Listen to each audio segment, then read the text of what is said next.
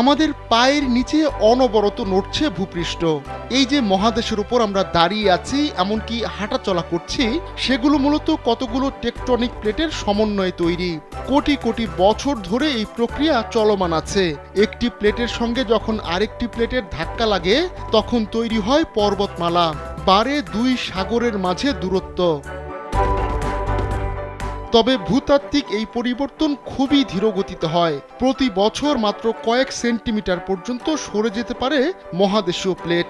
কিন্তু মাঝে মাঝে এমন কিছু ঘটে যা আমাদের মনে করিয়ে দেয় ভূপৃষ্ঠের ভেতরকার অস্থিরতার কথা। আজ থেকে কয়েক বছর আগে আরও স্পষ্ট করে বললে 2018 সালের মার্চে কেনিয়ায় বিশাল বড় এক ফাটল দেখা দিয়েছিল। নাটকীয় ওই ঘটনা পুরো বিশ্বের নজর কাড়ে। ভারী বৃষ্টিপাতের পর এমন বিশাল ফাটল দেখে হতবাক হয়ে গিয়েছিল সবাই। কয়েক কিলোমিটার জুড়ে তৈরি হয়েছিল ওই ফাটল, এমনকি গিলে নিয়েছিল নাইরোবি নারক মহাসড়কের একাংশ। এমন ঘটনা পুরনো একটি বিতর্ক উস্কে দিয়েছিল।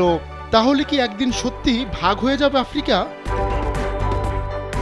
কেনিয়ার যে অংশে ওই ফাটল দেখা দিয়েছিল সেটা ইস্ট আফ্রিকান রিফট নামে পরিচিত। এই অঞ্চলে টেকটনিক প্লেট সবচেয়ে বেশি সক্রিয়। প্রায় 25 মিলিয়ন বছর আগে ডেভেলপ হতে শুরু করা এই রিফট লোহিত সাগর থেকে মোজাম্বিক পর্যন্ত বিস্তৃত।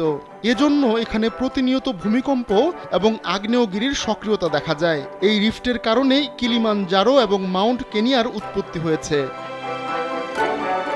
একটা সময় ছিল যখন বিজ্ঞানীরা ভাবতেন একটি টেকটনিক প্লেটের উপর দাঁড়িয়ে আছে আফ্রিকা মহাদেশ। তবে 1970-এর দশক থেকে এটা দৃশ্যমান হতে থাকে আফ্রিকান প্লেট ভেঙে নতুন দুটি প্লেট তৈরি হচ্ছে। সেগুলোকে নুবিয়ান ও সোমালি প্লেট নাম দেওয়া হয়। নতুন এই দুই প্লেটের অবস্থান কিন্তু ইস্ট আফ্রিকান রিফট অঞ্চলেই। তবে ঠিক কী কারণে এই প্লেটগুলো তৈরি হয়েছে তা নিয়ে এখনও সিদ্ধান্তে পৌঁছতে পারেননি বিজ্ঞানীরা। সবচেয়ে প্রচলিত যে তত্ত্ব এখন পর্যন্ত বিজ্ঞানীরা দাঁড় করাতে পেরেছেন তা হচ্ছে ভূপৃষ্ঠের উপরিভাগের স্তরে যে তাপ রয়েছে সেটির কারণেই কেনিয়া ও ইথিওপিয়ার নিচে থাকা লিথোস্ফিয়ার ফুলে ছড়িয়ে পড়ছে। বিজ্ঞানীরা বলছেন প্রতি বছর গড়ে 7 মিলিমিটার করে নুবিয়ান ও সোমালি প্লেটের মধ্যে দূরত্ব বাড়ছে। এই রিফট এখনো পর্যন্ত সমুদ্র পৃষ্ঠের উপরেই রয়েছে।